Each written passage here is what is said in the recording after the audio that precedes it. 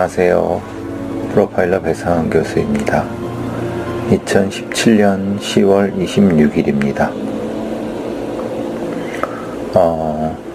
오후에 이제 저녁 때 그 세종시로 정희정 작가랑 이제 그 북 콘서트를 하러 이제 출발하기 전에 그동안 있었던 몇 가지 사건에 대해서 뭐 얘기하려고 합니다.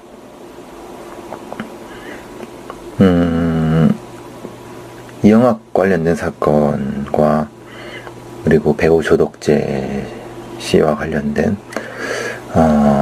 성추행 문제, 그리고 오늘 그 섬마을 여교사 그 강간 사건이 이제 파기환송이 됐어요. 그 등등, 그리고 부산대 레지던트 그 폭력 사건, 폭행 사건 부분 가지고 얘기 좀 해보려고 해요. 먼저 배우 조덕재 씨 사건 관련된 부분에서 디스패치가 메이킹 영상을 입수해 갖고 공개를 했어요. 이 사건 같은 경우는 조덕재, 그러니까 어떤 영화 제목을 말씀드리긴 그렇지만 일종의 이제 그 저예산 영화를 하는데 그건 뭐 예산이 적다는 의미라는 것도 연결이 되지만요. 장훈이라고 하는 감독이 있네요. 근데 장훈이라는 감독이 2명인가 봐요. 그러니까 원래 이 상업적으로 성공한 분 말고 다른 장훈 감독인 것 같아요. 그 감독이 디렉팅한 이 영화의 조연이었던 조덕재 씨와 그리고 이제 여배우 A 씨 둘 사이에 벌어지고 있는 촬영 중에 성추행 논란이라고 볼 수 있겠죠. 그리고 실제의 그 성추행과 유무, 진부 여부와는 별개로 영화와 관련된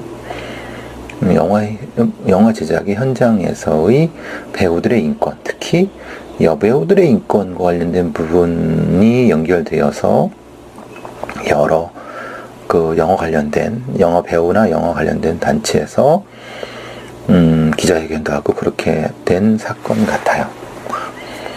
지금 사건의 쟁점은 그렇습니다. 실제로 배우 조덕재 씨가 그러니까 이제 이게 부부 강간신이라고 해요. 부부 강간신을 찍는 과정에서 감독의 디렉팅이라든가 사전에 합의되지 않은 어떤 접촉, 이제 그건 이제 피해자 입장에서 성추행이 되겠죠. 이 있었는지 없었는지에 대한 문제예요. 이게 이제 벌써 1년 넘게 재판이 진행되고 있는데 1심에서는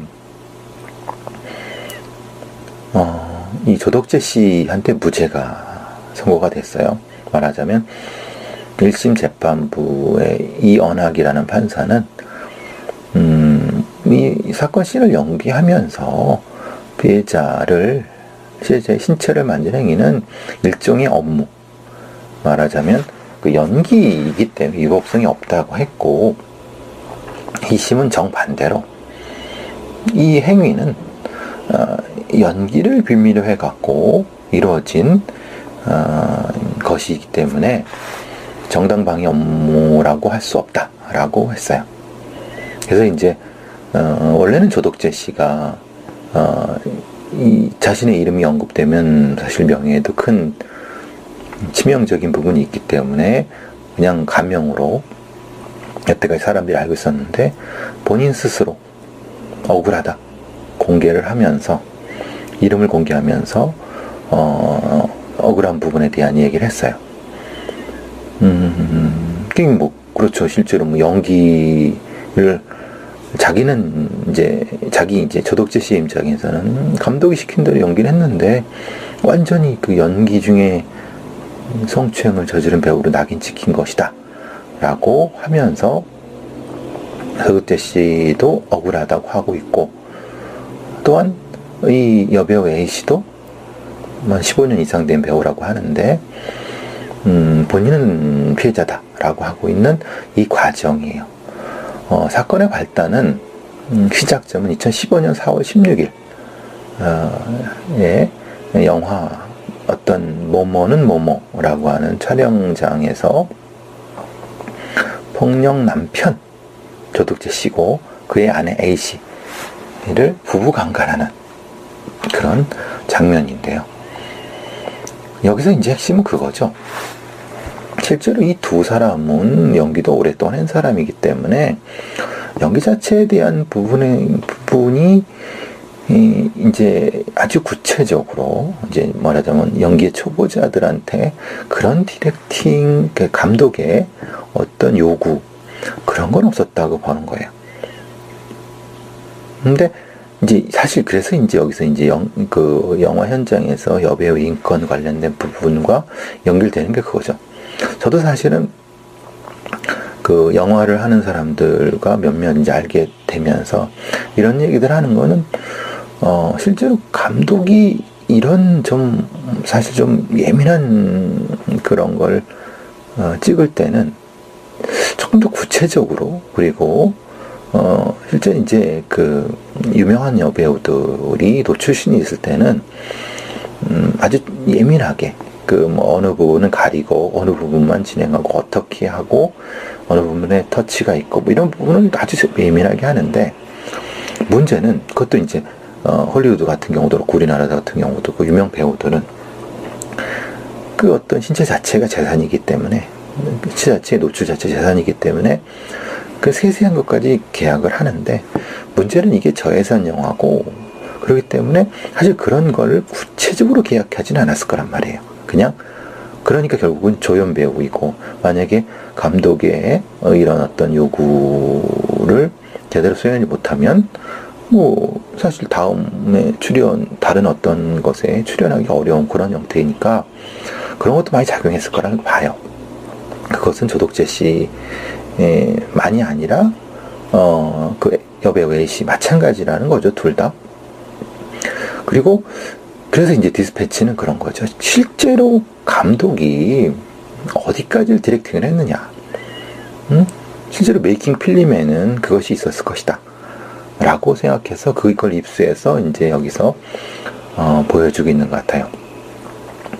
참 안타까운 영화판의 현실은 그거죠. 예산 자체가 저예산이고 또 수직적인 상하관계이기 때문에, 물론 이제 아주 유명한 뭐 배우들이야 감독이나 제작자를 마음대로 하지만은 보통 이런 정도의, 지금 이런 조연급 정도의 배우들은 사실 뭐 감독의 말이 법이죠 뭐. 근데 이제 이렇게 하라 라는 어떤 구체적인 디렉팅이 있었는데 그것을 안 했다고 하면 더더욱 문제가 되는 거고. 근데 제가 이 메이킹 영상을 보면서도 실제로 이런 부분들, 그러니까 감독이 남자 배우와 여자 배우를 같이 모아놓고 세 명이서 디렉팅을 한 게 아니라, 감독이 지시를 한 게 아니라 어떤 부분이냐면, 조연 배우한테 감독이 일방적으로 지시를 하는 걸 어떻게 했냐면, 여기 그 지시는 이런 거죠. 그냥 옷을 확 찢어버리는 거야. 몸은 감출 게 아니에요. 그 다음부터 마음대로 하시라니까, 미친놈처럼. 이런 형태죠. 근데 만약에 이거를 둘이 있는 앞에서, 그러니까 남자 배우, 여자 배우 앞에서 얘기를 했으면 일정도 합의가 이루어진 건데, 그것도 이제 조금 더 구체적으로 했어야 되는데, 그게 아니라 이 감독이 남자 배우한테만 이렇게 뭐 어떻게 해라, 막 그 흔히 말하는 가슴을 움켜잡고 마음대로 하시라니까요. 뭐 한따까리 해야죠. 굉장히 중요한 씬이에요. 미친놈처럼 뭐 사육하는 느낌 들어요. 뭐 이렇게 머리총을 잡고 막 못을 찍고 어쨌든 뒷차 이런 얘기를 다 한 건데, 문제는 이 자리에 어떤 그 여배우가 그걸 없는 상태에서 한 거죠. 그리고 사실 리허설도 없어요.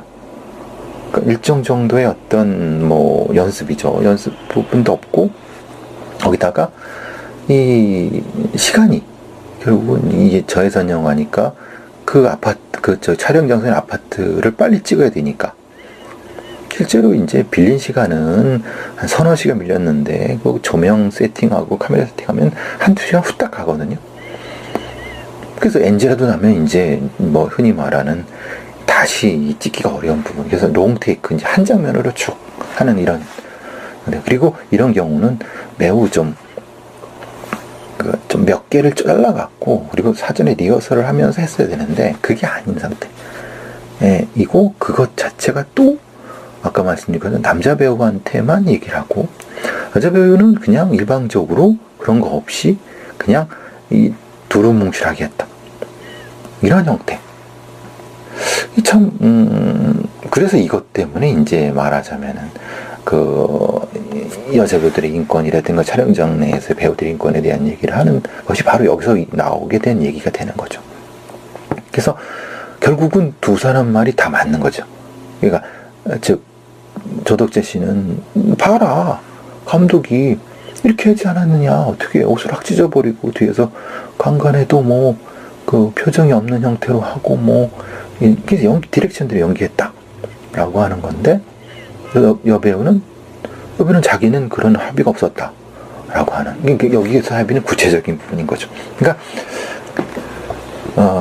같은 말을 해석하는 데 있어서도 이 남자 배우와 여자 배우 사이에 분명한 차이가 있었던 것 같기도 하고,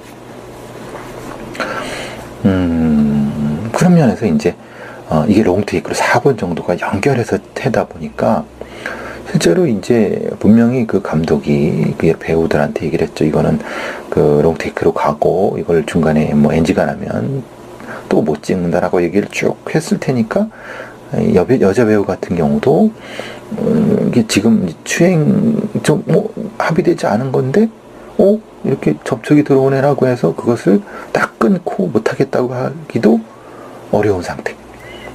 이 상태인 거죠. 그리고 남자 배우, 물론 그건 조덕재 씨가 실제로 그런 행위를 했다는 전제인데, 근데 조덕재 씨는 자기는 뭐 속옷에 손을 넣고 만진 적이 없다라고 하니까, 그건 이제 구체적인 부분에 대해서 한번 파악을 해봐야 되는 거예요. 그러니까 이것이 이제 실제로는 이런 형태가 연결이 됐을 거라는 거죠. 즉, 영화판의, 특히 이제 저예산 영화판의 현실과, 그리고 감독의 말을 들어야 되는 상관관계의 연결과, 그리고 아주 구체적으로 예까지 계약하지 않는 이런 형태가 다 연결돼 갖고, 그러면은 이제 1심, 2심 판결과는 달리 그 메이킹 필름을 영상 분석을 하면서 한번 얘기를 하면은 조금 더 도움이 될 거라고 해서 디스패치가 한 거죠. 그래서 이제 그런 부분이에요. 이것을 이제 분석해는 윤용인 영상공학 박사한테 의견을 구했다고 하는데, 사실 이 부분도 조금 구체적인 어떤 그 거리, 어떤 손의 거리, 또 어떤 뭐 몸의 밀착도, 이런 것은 얘기할 수 있지만, 그 다음 그거보다 더 넘는 얘기는 좀 아니지 않나 이런 생각이 들어갔고, 이걸 한 번 더 그냥 말씀드려 볼게요. 그러니까 이제 말하자면은 여자 윗속옷 위로 가슴을 만졌다 라고 하는데, 실제로 이제 그 접촉 장면은 있는데, 그게 실제로 만진 건지 아니면 접촉만 있었던 건지, 이 부분은 사실 팩트의 문제일 수도 있고 감정의 문제일 수도 있는 거죠. 예를 들면은 이 조덕재 씨는 그 살짝 대기만 했다. 인데 그게 조금 힘이 더 들어갔을 때 여자 입장에서는 그것이 실제로 만졌다고 얘기할 수 있는 부분인 거니까, 그 부분까지는 영상공학 박사가 얘기할 수 있는 부분은 아닌 거죠. 그죠? 그 다음에 이제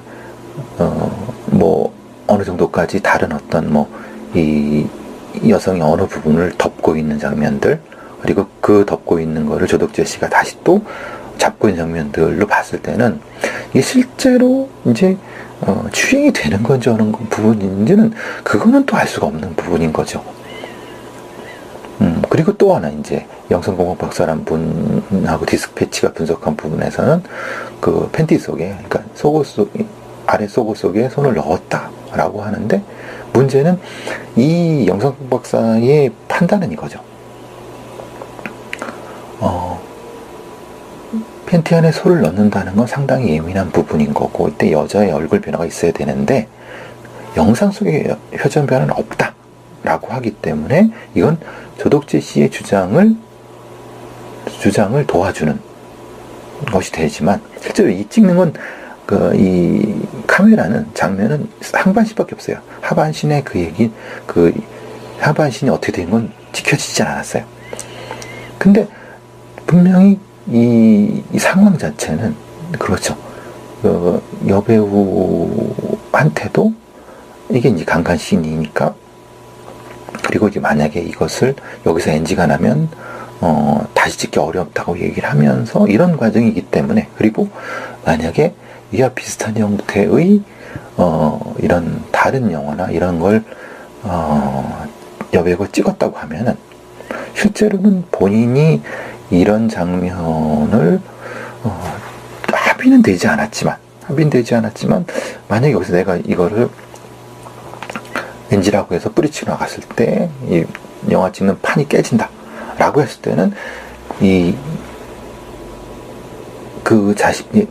조덕재 씨의 손이 팬티 속으로 들어와도 변화가 없을 수 있다는 얘기예요. 그러니까 지금 말하는 디스패치가 의뢰한 윤영인 박사의 분석은 실제로 이 사람들의 직업적인 특성이 배제된 부분인 거고, 또한 이 영화 촬영하는 그 상황이 배제된 부분인 거죠. 그러니까 당연히 일반 여자 분이 속옷 속에 남자 손이 들어오게 되면 기겁을 하지만, 이분들은 아무래도 연기자니까 그 부분이 이제 분석이 안 된 부분이 좀 미흡하지 않았느냐. 그리고 또 하나,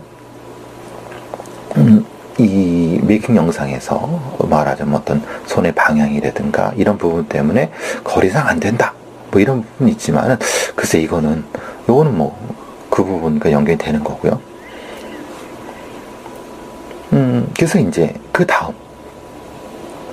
다음에 이 남자의 손이 가슴이나 어떤 그 속옷으로 들어오면 놀란 반응이 있어야 되는데, 여배우의 표정 거의 변화가 없다 라고 분석하고 있는 황인구라고 하는 어떤 영상 분석, 행동 분석, 법영상 분석 소장의 분석서이지만, 이건 같은 맥락이라는 거예요.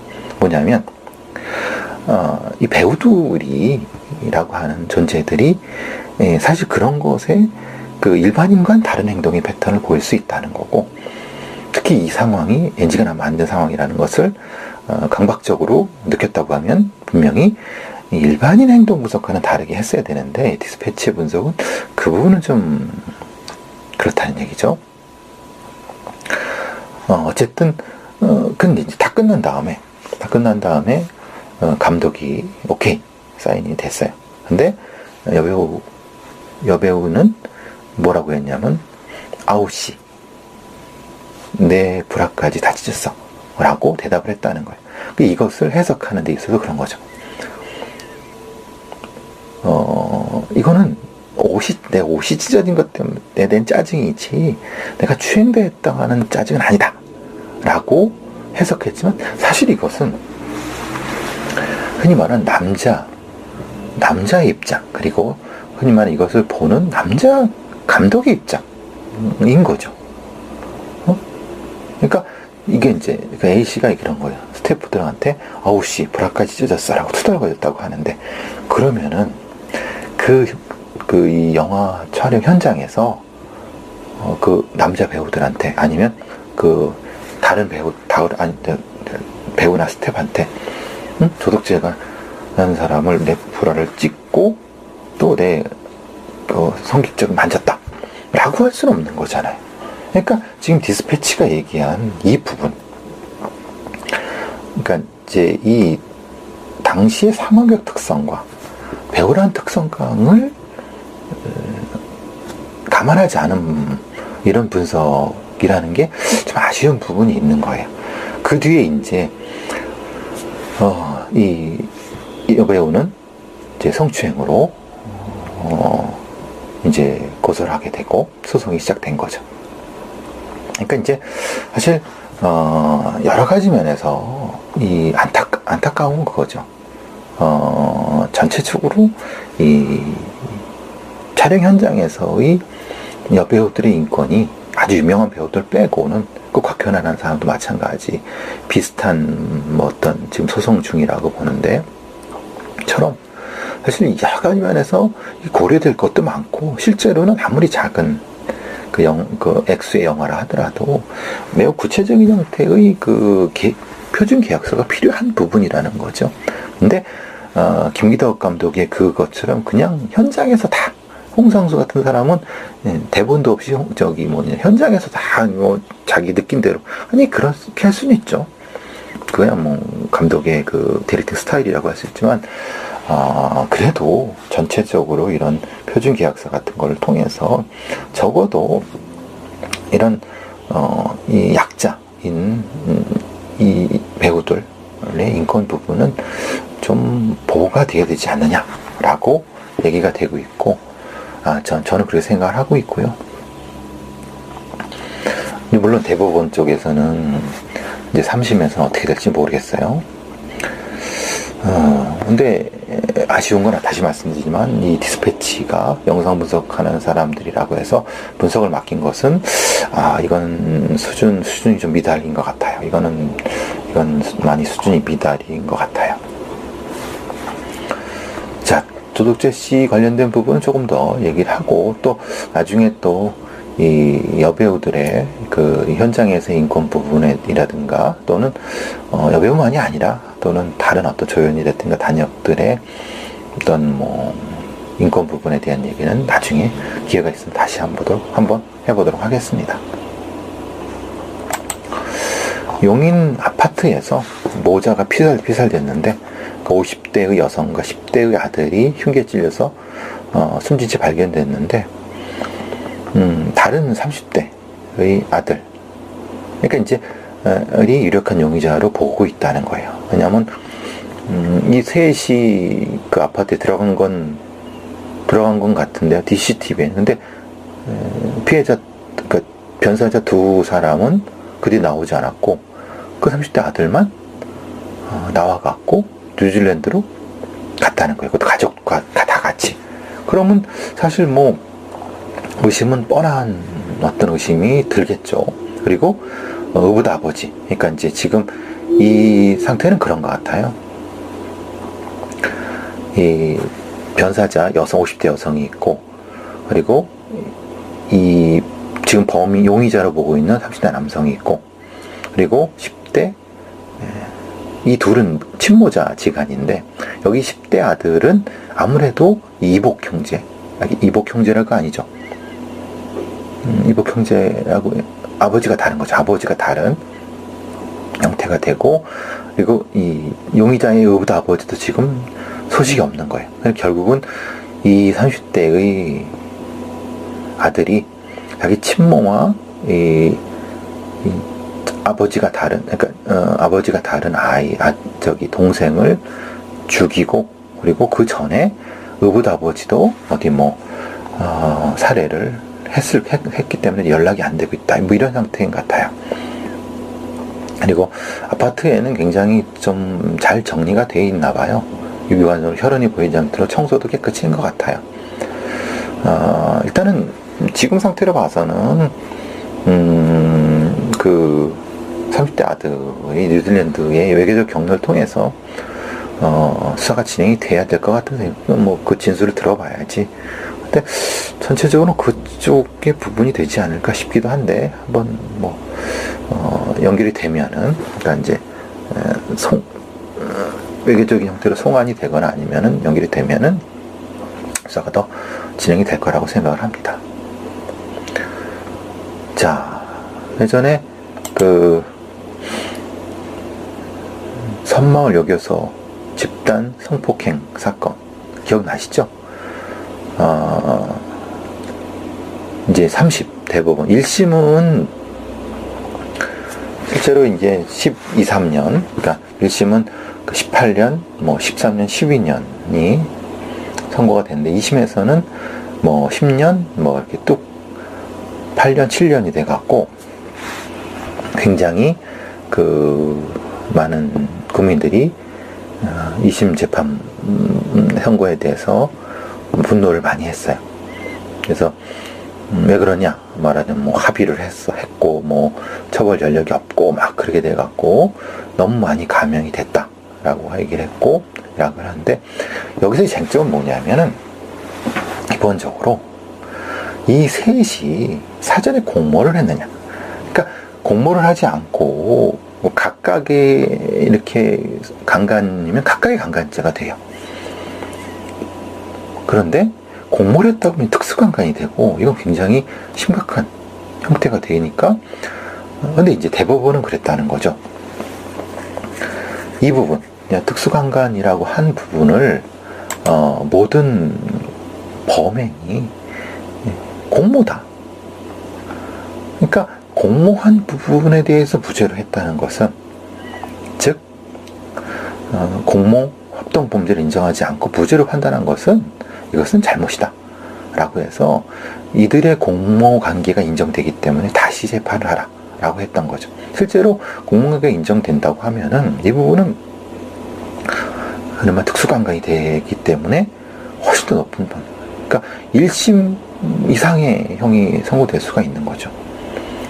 근데 2심은 그렇게 보지 않았다는 거예요. 그냥 단순히 3명이 따로따로 강간을 저질렀다는 것이라고 했고, 그 때문에 이제 실제로 어떻게 이렇게 따로따로 할 수가 있느냐, 왜냐하면 술을 먹인 것도 이렇게 되는데, 그래서 국민들이 많이 분노했던 부분을 대법원에서는 바로 잡는 것 같아 갖고 다행이라고 생각하는데, 너무나도 뻔뻔한 이 3명의 범죄자의 어떤 언행이라든가 이런 부분들이 안타깝고, 실제로 이런 성범죄에서는 아주 엄격하게 처벌을 해야지 다시는 이런 일이 없을까 하고 생각을 하고요. 제가 보기에는 최소한 20년형 이상은 받아야 된다고 봅니다. 이거는 죄질이 아주 극히 불량하기 때문에, 그리고 그냥 돈 조금 줘갖고 합의한 걸로 이제 그거 자체로 그냥 합의했다고 2심에서 하는 건, 이건 우리 사법부가 절대 받아들이면 안 되는 부분이에요. 그냥 합의는 합의고 어떤 진심에서 나온 어떤 반성의 이런 부분이 아니기 때문에 그 부분은 우리 사법부도 많이 그 부분은 좀 바뀌어야 되지 않을까 싶습니다. 자, 부산대의 전공의들의 그 폭행 사건을 제가 어제 그 연합뉴스 TV에 출연해갖고 이런저런 뉴스 해설을 하면서 마음이 좀 착잡했습니다. 아시다시피 제가 서울대병원에서 95년도, 4년도, 5년도에 일을 했었는데요. 병원이란 데가 참 겉으로 보기에는 깨끗해 보이고 인자하신 의사 선생님 그런 것 같은데, 실제로 그 내부는 엄청나게 많이 문제가 많아요. 얼마 전에도 그 서울대병원 간호사들 부분이 수습기간이라고 해서 30만 원을 줬다는 등 그렇게 얘기를 하잖아요. 저도 그거 들으면서 제가 처음에 그 서울대병원 임상병리사 수습 들어갔을 때 그때 제가 얼마 받은 줄 아세요? 그때 한 달에 10만 원 받았어요. 그러니까 수습한다고. 근데 수습이라고 해서 진짜 수습만 원이 아니에요. 제가 수습하는 과정에서 체열할 때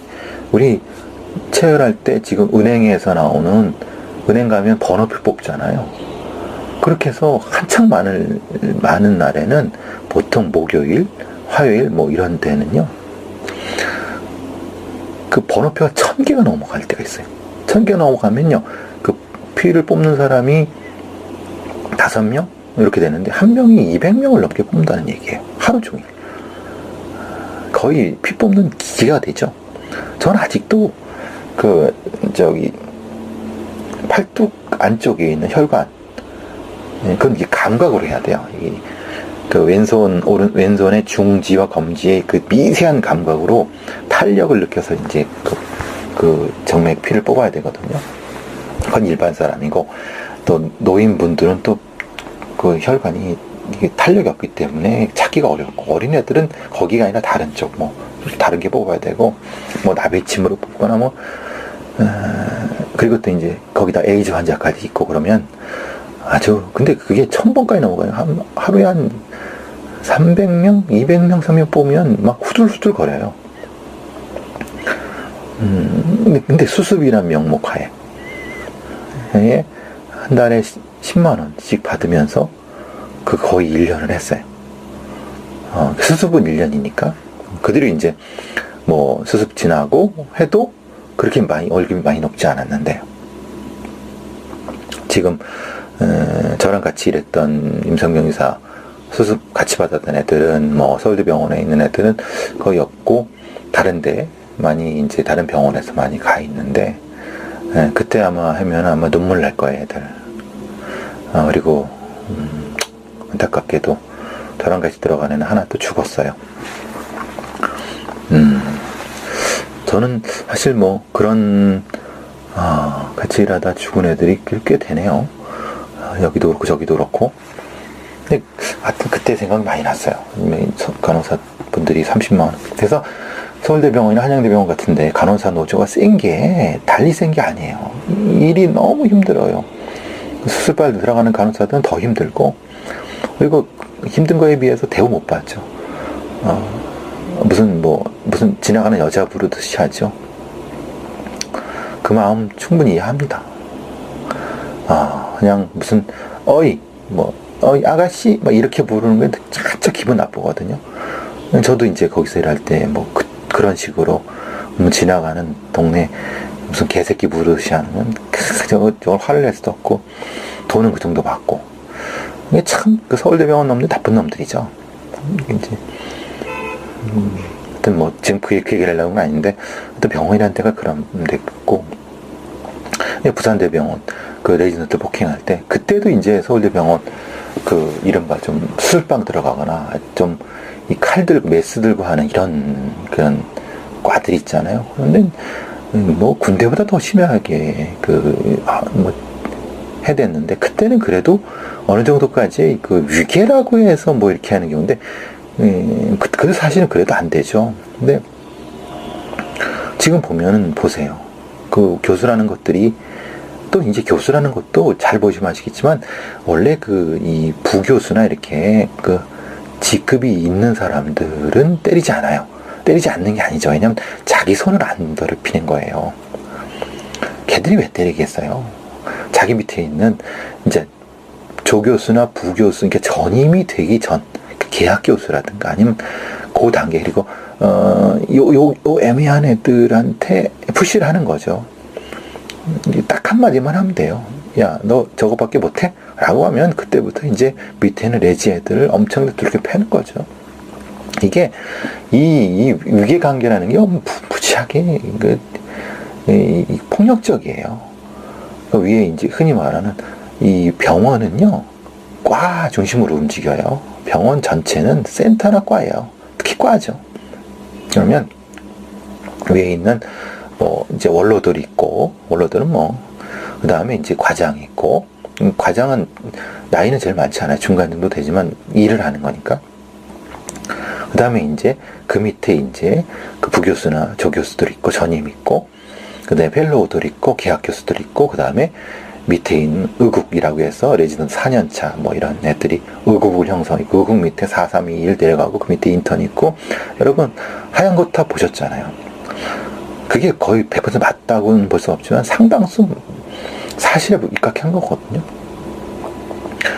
그 상태에서, 그러니까 수술방에서 이제 뭐가 딱 잘못하면은 이 폭행한 이 교수만의 문제가 아니라 그 위계가 있기 때문에, 위쪽에 자기가 밑에 애들을 못 잡으면 자기가 깨진다는 걸 알기 때문에 그냥 막 후두르고 잡는 거예요. 그게 이제 썩고 썩으면 뭐가 되냐면, 이게 레지던트 1년차가 들어오면 레지던트 3, 4년차 이놈들이 지들이 밥 처먹고 레지던트 1년차들한테 돈 내라고 하고, 병원하고 관련 없는 개인 일 시키고, 막 거기다가 여자들 오면 성추행인지 애매한 그런 거 시키고, 그런 부분들이 생기는 거죠. 성추행 문제 나오고 그러는 거죠. 실제로 이 성추행 문제는 예민한 문제이기 때문에 함부로 얘기할 수는 없지만은, 지금 부선대에서 벌어지는 그 정도의 폭행은 사실 일상화됐다고 하면 심한 얘기겠지만, 그 의사들 사이는 다 아는 거죠. 특히 이제 수술방 들어가거나 칼을 든 메스를 드는 이런 데에서는 참 폭력이 대물림되고 있다는 거죠. 이게 구조화된 거죠. 시스템과 관련된. 그래서 폭력을 피해자가 다시 레지던트 4년차 되면 지가 또 두둑이 패고 있고 이렇게 되는 거거든요. 돈 갈취하고. 참 이 방송 아이템을 하면서 마음이 많이 아팠어요. 특히 또 이런 이 특정한 형태의 학교, 그리고 학교에서도 그런 데서 소수한테 권력이 집중된, 그러니까 부산대 병원의 병원장이요, 흔히 말하는 정형외과 과장, 이 과에 내부에 터치할 수가 없어요. 함부로. 왜냐하면 병원장이나 아니면 그거는 실제로는 보통의 과의 메인 스태프들 우리의 지지를 받아야 되는 거잖아요. 그런 구조적인 문제가 분명히 존재하거든요. 참 안타까운 부분이 있는 거고, 그래서 이제 결국은 그럼 왜 학교나 아니면 복지부에서는 왜 손을 못 대냐? 학교가 손을 못 대는 건 뻔하죠. 왜냐면 거기 수익을 내고 있는데 왜 어떻게 손을 댈 수 있겠어요? 다른 어떤 단과대학에서 어떻게 감히 함부로 의과대학을. 그럼 복지부에서는 아시다시피 의사들 쉽게 못 건드려요. 우리가 너무 잘 알잖아요. 그러니까 내부적으로 좀 조심하세요 정도 하고, 그리고 겨우 할 수 있는 게 레지던트 숫자 줄이는 건데, 그건 아무런 의미가 없는 거죠. 그러면 지금 진행되는 게 뭐예요? 자체 징계를 해서 했는데, 자체 징계가 겨우 감봉 3개월 정직했는데 금방 다시 돌아오잖아요. 결국 이거는 이 상태에서 해결할 수 있는 문제는 아니고, 내부적인 자정의 노력과 아울러 갖고, 특히 이제 전국 전공의 협의회 같은 것이 있으니까 그들의 대안을 좀 들어보고, 그리고 바깥에서, 즉 외부적인 형태의 압력, 그리고 내부적인 자정을 같이 해야 된다는 거죠. 특히 이 우리나라에 존재한 도제 시스템, 제가 이제 다른 데서 이런 도제 시스템을 진짜 싫어한다는 것은, 도제라는 게 뭐냐면은 선배가 후배한테 가르쳐 주는 거잖아요. 그러니까 어떤 이 지식이라는 것을 포뮬러하게 만들지 않고 꼭 순서 가지고 있으려고 하는 거죠. 그게 권력이 되려고 하는 거죠. 그걸 포뮬러하게 만들면 만들수록 공개되고 더 투명해지는데, 그러면 권력이 사라지기 때문에 그걸 못 견뎌하는 거예요. 그러니까 표준화시킬수록 지금 이런 구조적인 폭력은 줄어들 수 있다. 그리고 소수한테 권력 집중되는 걸 막을 수 있다. 결국 이것도 민주주의의 문제라고 볼 수 있다는 겁니다. 근데 참 안타까워요. 우리 사회는 이게 해결되기가 쉽지 않다는 생각이 많이 들어갔고요. 연결돼갖고 이제 연결됐다고 하긴 좀 애매한데, 어쨌든 이영학 사건으로 넘어가면요. 이영학 사건 관련해갖고 엊그제 화요일날 KBS 라디오의 공감 토론, 라디오 토론을 하는데, 거기에 이제 인권연대의 어떤 사무국장도 오셨고, 변호사분도 오셨고, 또 이제 경찰청에 있다가 나오신 유명한 실종 수사 전문가도 오셨고, 이런저런 하는데, 결국은 아시다시피 지금 이영학 사건을 세면서 살릴 수 있었던데도 불구하고, 살아있었는데도 불구하고, 빨리 그 실종 수사를 하지 못해서 그 여중생 피해자 아이를 죽게 만들었던 부분은 이거는 뭐 변명의 여지가 없는 거죠. 변명의 여지가 전혀 없는 거고, 그럼 이제 뭐가 잘못이냐, 어떻게 해야 되느냐 이런 얘기를 할 때 사실은 이제 지금 서울청 감사관실에서도 청문감사관실에서 감사를 했는데 참 안타까운 부분이 많이 나타났다는 거예요. 왜냐하면 실제로 112센터에서는 코드원을 발령을 했는데도 불구하고 그 여성청소년 수사팀이라든가 이런 데에서는 분명히 매뉴얼에 있는데 매뉴얼에 있는 걸 안 지키고 그냥 출동한다고 해도 안 하는 거죠. 근데 이 부분이 때문에 이제 공감 토론할 때 그 얘기 된 거죠. 이제 각각의 대안이 좀 차이가 난 거예요. 인권연대에서 오신 분들은 결국은 시스템의 문제다. 그리고 경찰을 감시할 수 있는 어떤 시스템, 영국에 있어서야 경찰 감시, 시민 이런 걸 만들어야 된다라는 쪽이었고, 그 실정수사팀 오래 하신 분은 이제 경찰에 나온 지 얼마 안 되니까 경찰의 현지 경찰들을 옹호하는 쪽으로 계속 열심히 하겠다 이런 쪽으로 하는 거고, 저도 이제 그런 생각을 하죠. 저는 이제 시스템 측면에서는 지금 행정경찰과 수사경찰을 분리해야 되고, 행정경찰과 지역경찰을 분리해야 되고, 실제 현장에 팀장급한테 권한을 줘야 되는 거고, 이런 거. 제가 그렇게 주장한 건 왜 그러냐면, 지금 왜 여성청소년 수사팀에서 코드원이 발령이 됐는데도 나가 출동하지 않고 그냥 안에만 있었느냐. 물론 그래서 이제 그거에 대한 대안은 그 실종수사팀을 맡았던 분은 그런 얘기를 하는 거야. 인원이 없다 막 그런 거고, 그 인권연대에 오신 분은 인원이 무슨 문제냐, 박근혜 정권 내내 18,000명 이상을 신규 채용했는데 그건 어디 가느냐. 근데 사실 실제로 제가 늘 말씀드리면 18,000명 이상을 채용했지만 실제로는 민생 치안, 흔히 말하는 지구대라든가 아니면 형사팀 이런 데에 있는 게 아니라 어디로 했냐면 전의경 대체하는데, 그리고 경비 쪽 강화하는 데 갔지 실제로는 안 갔다는 거예요. 그거 인권연대 그분도 말이 맞는 거고, 그리고 실제로 실종수사팀을 본청에서 관련했던 사람이 맞죠. 왜냐면 실제로 그 전체 여청수사팀 자체가 8, 9명 이렇게 되는데 3교대를 근무하다 보면은 기껏해야 4명, 많아야 4명 있는 거예요. 밤에. 그러면 그렇게 되는데 하루에도 나타나는 어떤 가정폭력 신고나 이런 걸 할 때 거기부터 출동해야지 흔히 말하는 여중생의 가출 사건까지 해야 되느냐라는 생각을 분명히 했을 거란 말이에요. 그러니까 그러면 인원 문제라고 해도 인원이 적다는 문제는 결국은 이 인권연대에 오신 분이나 그 실종수사팀 하셨던 분이랑 같은 맥락이죠. 실제의 민생, 그러니까 여성 청소년, 지역경찰, 형사팀, 과수팀 이런 거에 뽑았던 그 인원은 이쪽으로 돌려야 되는 건 맞다. 근데 저는 그거죠. 돌린다 한들 실제로 그들이 출동을 할 것이냐.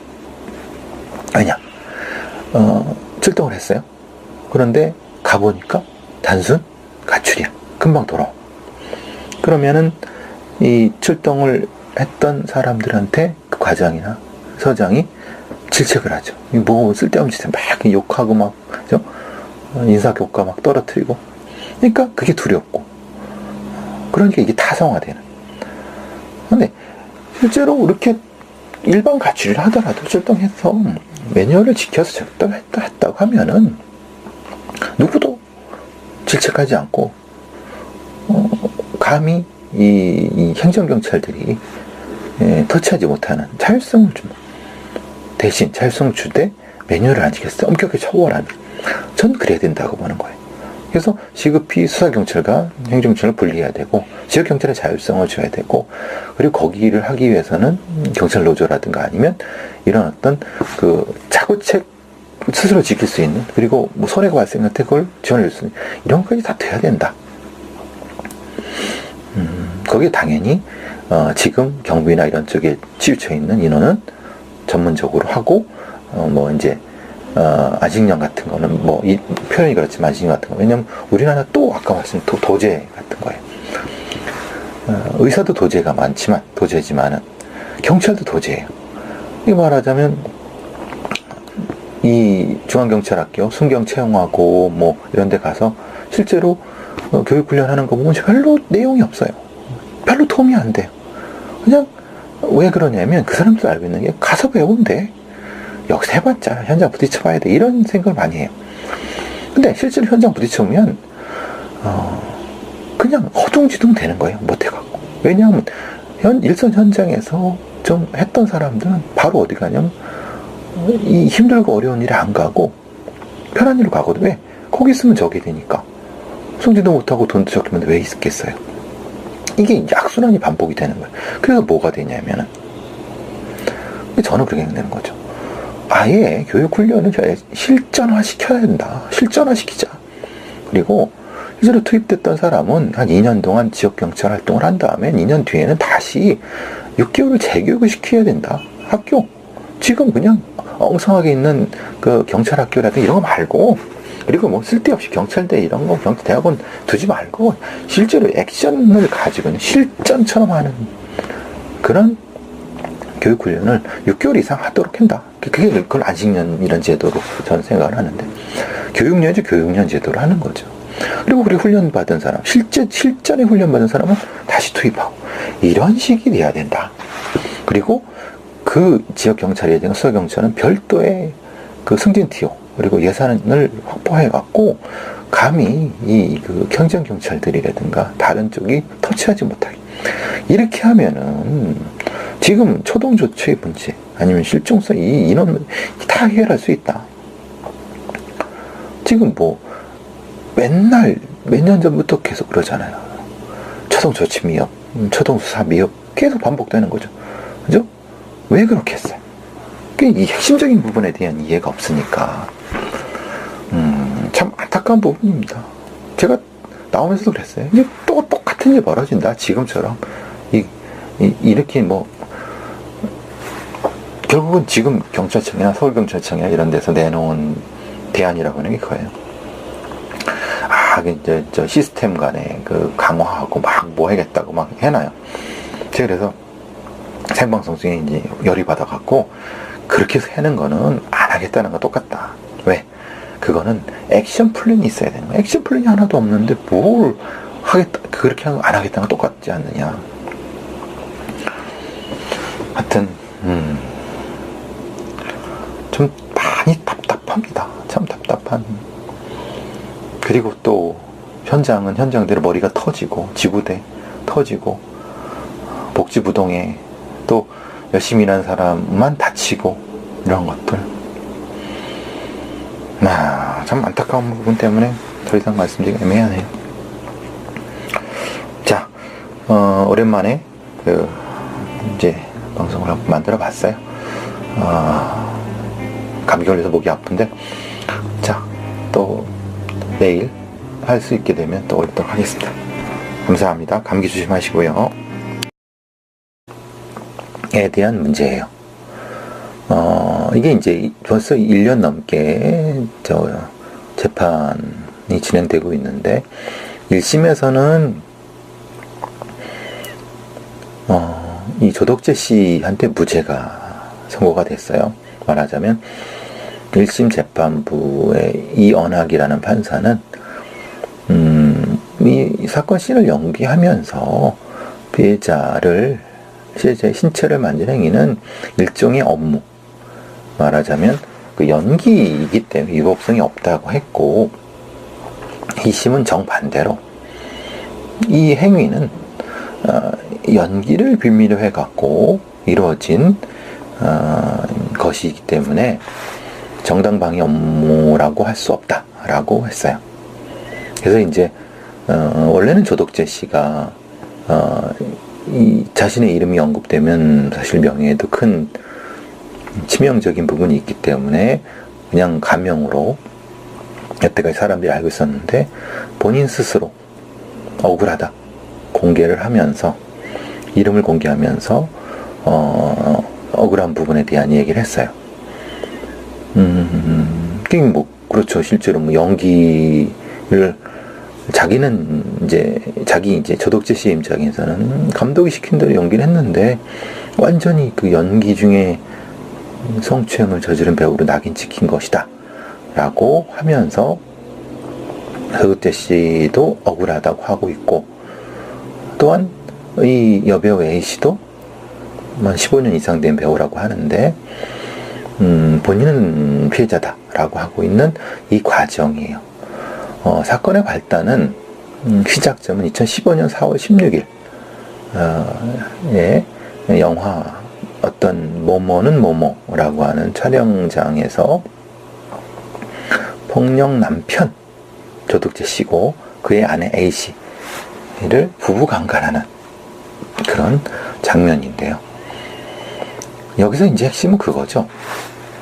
실제로 이 두 사람은 연기도 오랫동안 한 사람이기 때문에 연기 자체에 대한 부분이 이제 아주 구체적으로 이제 말하자면 연기의 초보자들한테 그런 디렉팅, 감독의 어떤 요구 그런 건 없었다고 보는 거예요. 근데 이제 사실 그래서 이제 여기서 이제 그 영화 현장에서 여배우 인권 관련된 부분과 연결되는 게 그거죠.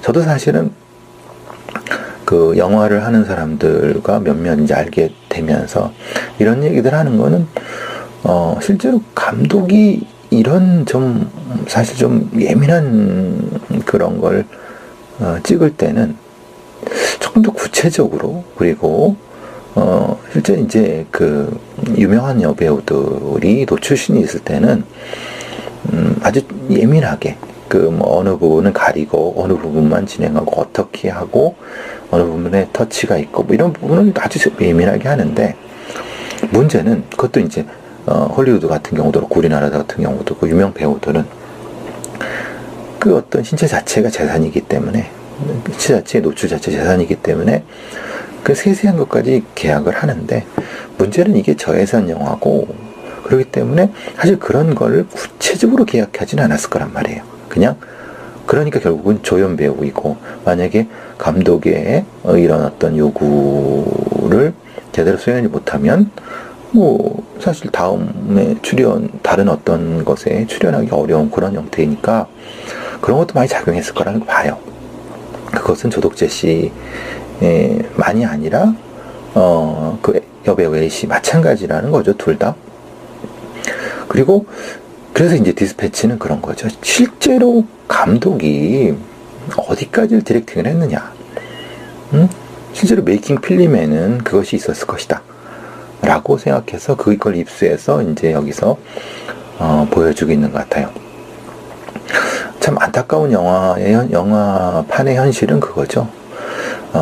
예산 자체가 저예산이고 또 수직적인 상하관계이기 때문에, 물론 이제 아주 유명한 뭐 배우들이야 감독이나 제작자를 마음대로 하지만은 보통 이런 정도의, 지금 이런 조연급 정도의 배우들은 사실 뭐 감독의 말이 법이죠 뭐. 근데 이제 이렇게 하라 라는 어떤 구체적인 디렉팅이 있었는데 그것을 안 했다고 하면 더더욱 문제가 되는 거고.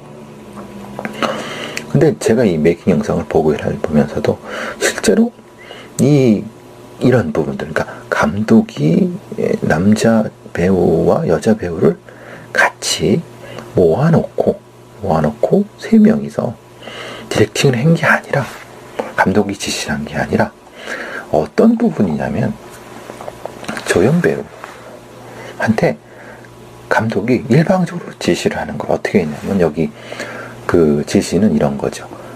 그냥 옷을 확 찢어버리는 거야. 몸은 감출 게 아니에요. 그 다음부터 마음대로 하시라니까, 미친놈처럼. 이런 형태죠. 근데 만약에 이거를 둘이 있는 앞에서 그러니까 남자 배우, 여자 배우 앞에서 얘기를 했으면 일정도 합의가 이루어진 건데, 그것도 이제 조금 더 구체적으로 했어야 되는데, 그게 아니라, 이 감독이 남자 배우한테만 이렇게 뭐 어떻게 해라, 막 그 흔히 말하는 가슴을 움켜잡고 마음대로 하시라니까요. 뭐 한따까리 해야죠. 굉장히 중요한 신이에요. 미친놈처럼 뭐 사육하는 느낌 들어요. 뭐 이렇게 머리통을 잡고 막 못을 찍고 어쨌든 뒤처럼 이런 얘기를 다 한 건데, 문제는 이 자리에 어떤 그 여배우가 그걸 없는 상태에서 한 거죠.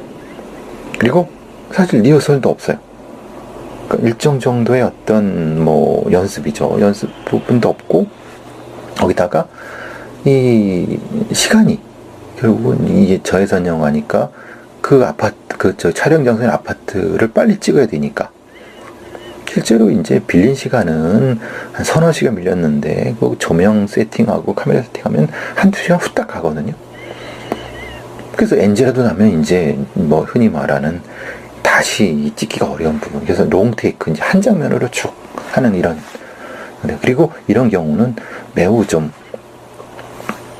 몇 개를 잘라갖고, 그리고 사전에 리허설을 하면서 했어야 되는데, 그게 아닌 상태. 이고, 그것 자체가 또, 아까 말씀드린 것처럼 남자 배우한테만 얘기를 하고, 여자 배우는 그냥 일방적으로 그런 거 없이 그냥 이 두루뭉실하게 했다. 이런 형태.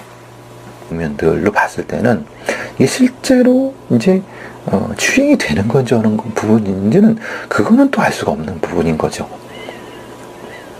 그리고 또 하나, 이제, 영성공학 박사란 분하고 디스패치가 분석한 부분에서는, 그 팬티 속에, 그러니까 아래 속옷 속에 손을 넣었다라고 하는데, 문제는 이 영성공학 박사의 판단은 이거죠. 팬티 안에 손을 넣는다는 건 상당히 예민한 부분인 거고, 이때 여자의 얼굴 변화가 있어야 되는데, 영상 속에 표정 변화는 없다 라고 하기 때문에, 이건 조덕재 씨의 주장을 도와주는 것이 되지만, 실제로 이 찍는 건 이 카메라는, 장면은 상반신밖에 없어요. 하반신의 하반신이 어떻게 된 건 지켜지지 않았어요. 근데 분명히 이 상황 자체는 그렇죠. 여배우한테도 이게 이제 강간신이니까, 그리고 이제 만약에 이것을 여기서 NG가 나면 다시 찍기 어렵다고 얘기를 하면서 이런 과정이기 때문에, 그리고 만약에 이와 비슷한 형태의 이런 다른 영화나 이런 걸 여배우가 찍었다고 하면은, 실제로는 본인이 이런 장면을 합의는 되지 않았지만, 만약에 여기서 내가 이거를 NG라고 해서 뿌리치고 나갔을 때 이 영화 찍는 판이 깨진다 라고 했을 때는, 도덕재 씨의 손이 팬티 속으로 들어와도 변화가 없을 수 있다는 얘기예요. 그러니까 지금 말하는 디스패치가 의뢰한 윤영인 박사의 분석은, 실제로 이 사람들의 직업적인 특성이 배제된 부분인 거고, 또한 이 이 촬영하는 그 상황이 배제된 부분인 거죠. 그러니까 당연히 일반 여자 분이 속옷 속에 남자 손이 들어오게 되면 뭐 기겁을 하지만, 이분들은 아무래도 연기자니까 그 부분이 이제 분석이 안 된 부분이 좀 미흡하지 않았느냐. 그리고 또 하나, 이 메이킹 영상에서 말하자면 어떤 손의 방향이라든가 이런 부분 때문에 거리상 안 된다, 뭐 이런 부분이 있지만은, 글쎄 이거는 뭐 그 부분과 연결이 되는 거고요. 그래서 이제 그 다음에 이 남자의 손이 가슴이나 어떤 그 속옷으로 들어오면 놀란 반응이 있어야 되는데, 여배우의 표정 거의 변화가 없다 라고 분석하고 있는 황인구라고 하는 어떤 영상 분석, 행동 분석, 법영상 분석 소장의 분석서이지만, 이건 같은 맥락이라는 거예요. 뭐냐면, 이 배우들이라고 하는 존재들이 사실 그런 것에 그 일반인과는 다른 행동의 패턴을 보일 수 있다는 거고, 특히 이 상황이 NG가 나면 안 된 상황이라는 것을 강박적으로 느꼈다고 하면 분명히 일반인 행동 분석과는 다르게 했어야 되는데, 디스패치의 분석은 그 부분은 좀 그렇다는 얘기죠. 어쨌든 근데 이제 다 끝난 다음에 감독이 오케이 사인이 됐어요. 근데 여배우는 참 그래서 이것 때문에 이제 말하자면은 그 여자 배우들의 인권이라든가 촬영장 내에서 배우들의 인권에 대한 얘기를 하는 것이 바로 여기서 나오게 된 얘기가 되는 거죠. 그래서 결국은 두 사람 말이 다 맞는 거죠.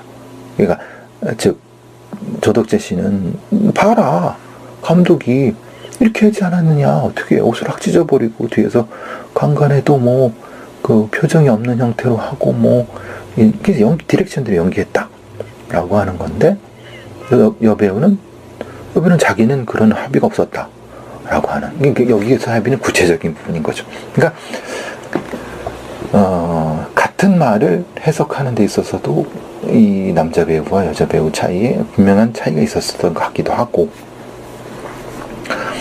그런 면에서 이제 이게 롱테이크로 4번 정도가 연결해서 하다 보니까 실제로 이제 분명히 그 감독이 그 배우들한테 얘기를 했죠. 이거는 그 롱테이크로 가고 이걸 중간에 뭐 NG가 나면 또 못 찍는다라고 얘기를 쭉 했을 테니까, 여자 배우 같은 경우도 이게 지금 추행 좀 뭐 합의되지 않은 건데 이렇게 접촉이 들어오네라고 해서 그것을 딱 끊고 못하겠다고 하기도 어려운 상태, 이 상태인 거죠. 그리고 남자 배우, 물론 그건 조덕재 씨가 실제로 그런 행위를 했다는 전제인데, 근데 조덕재 씨는 자기는 뭐 속옷에 손을 넣고 만진 적이 없다라고 하니까 그건 이제 구체적인 부분에 대해서 한번 파악을 해봐야 되는 거예요.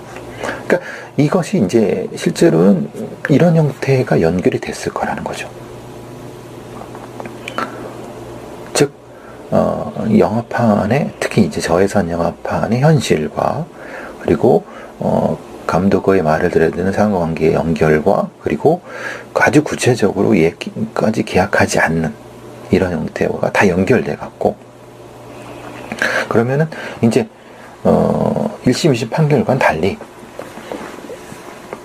그 메이킹 필름을 영상 분석을 하면서 한번 얘기를 하면은 조금 더 도움이 될 거라고 해서 디스패치가 한 거죠. 그래서 이제 그런 부분이에요. 이것을 이제 분석해는 윤용인 영상공학 박사한테 의견을 구했다고 하는데, 사실 이 부분도 조금 구체적인 어떤 그 거리, 어떤 손의 거리, 또 어떤 뭐 몸의 밀착도, 이런 것은 얘기할 수 있지만 그 다음 그거보다 더 넘는 얘기는 좀 아니지 않나 이런 생각이 들어갔고, 이걸 한 번 더 그냥 말씀드려 볼게요. 그러니까 이제 말하자면은 여자 윗속옷 위로 가슴을 만졌다 라고 하는데, 실제로 이제 그 접촉 장면은 있는데 그게 실제로 만진 건지 아니면 접촉만 있었던 건지, 이 부분은 사실 팩트의 문제일 수도 있고 감정의 문제일 수도 있는 거죠. 예를 들면은 이 조덕재 씨는 그 살짝 대기만 했다 인데, 그게 조금 힘이 더 들어갔을 때 여자 입장에서는 그것이 실제로 만졌다고 얘기할 수 있는 부분인 거니까, 그 부분까지는 영상공학 박사가 얘기할 수 있는 부분은 아닌 거죠. 그죠? 그 다음에 이제 뭐 어느 정도까지 다른 어떤 이 여성이 어느 부분을 덮고 있는 장면들, 그리고 그 덮고 있는 거를 조덕재 씨가 다시 또 잡고 있는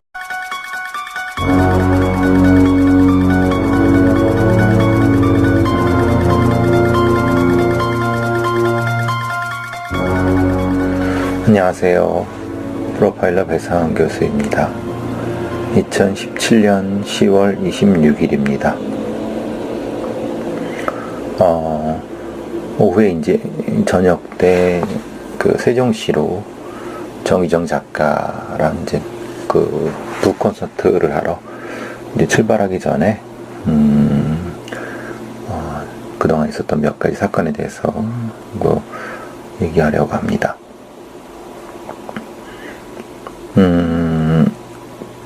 이영학 관련된 사건과 그리고 배우 조덕재 씨와 관련된 성추행 문제,